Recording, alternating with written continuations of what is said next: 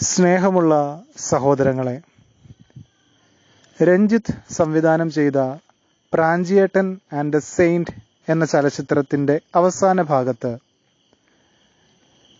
പുണ്യാളൻ പ്രാഞ്ചിയേട്ടനോട് പറയുന്ന ഒരു സംഭാഷണമുണ്ട്. സ്വർണം കൊണ്ട് പള്ളി പണിയുന്നവനല്ല, ഒരു മനുഷ്യജീവനെയെങ്കിലും ദുരിതങ്ങളിൽ നിന്ന് കരകയറ്റാൻ കഴിയുന്നവനാണ് സ്വർഗരാജ്യത്തിന്റെ അവകാശിയാകുന്നത്.